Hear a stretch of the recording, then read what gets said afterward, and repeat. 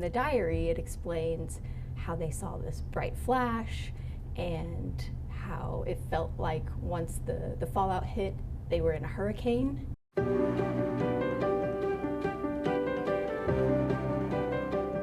Thanks for joining The Place for History on the Digital Desk. We're here today with Haley Frizzell-Green with the State Historical Society of Missouri. And the very first thing I want to know is how we're talking about bombs today, Operation Ivy. We're going to get into that, but how did you get interested in this particular topic? Yeah, I would say it all started from a donation that we received a couple years ago. It's called the Donald Whitman Collection, and it contains the personal and professional papers of Donald Whitman, who was born in Buffalo, Missouri.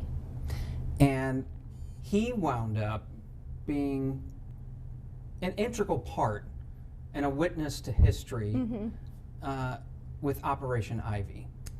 Why was he picked to be part of that particular mission? What was his specialty? I don't think he actually ended up having a specialty to begin with. He ended up graduating from Buffalo High School and then decided to join the Air Force.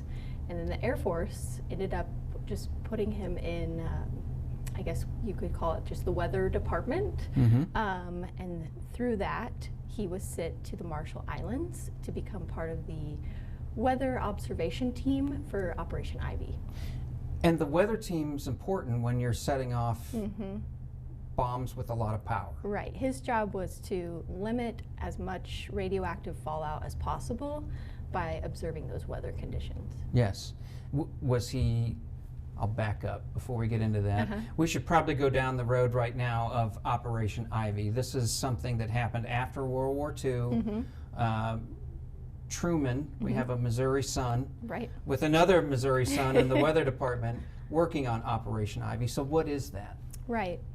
Operation Ivy came about as part of Truman's work to test more nuclear weapons for the United States. He wanted to build that up.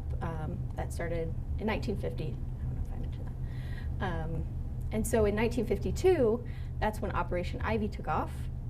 And so, like I had mentioned before, Donald Whitman, along with the rest of his weather observation team, they worked throughout the year of 1952, leading up to November 1st.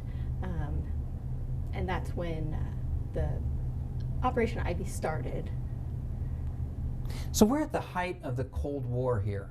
So it's this battle between the United States and Russia, and during World War II we had the atomic weapon, and now we're talking hydrogen bombs. Right, right. So Operation Ivy, it will be the first detonation of a hydrogen bomb, as well as the largest nuclear fission atom bomb detonated by the United States.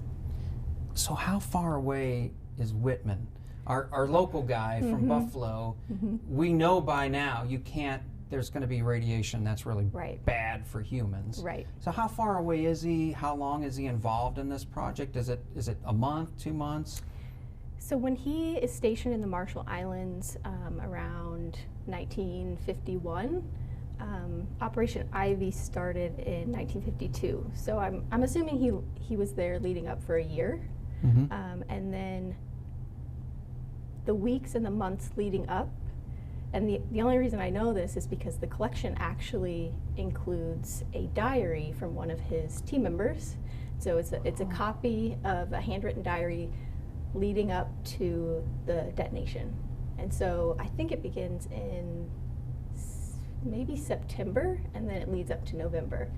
So as far as where he was at, during Ivy Mike, which was November 1st, 1952, the first hydrogen bomb detonation, him and his team members were evacuated to the USS Estes, which was a ship 30 miles away. So they watched this hydrogen bomb detonate from only 30 miles away. That's pretty close. Right. And so in the diary, it explains how they saw this bright flash and how it felt like once the fallout hit, they were in a hurricane, as well as the heat, like standing in front of an oven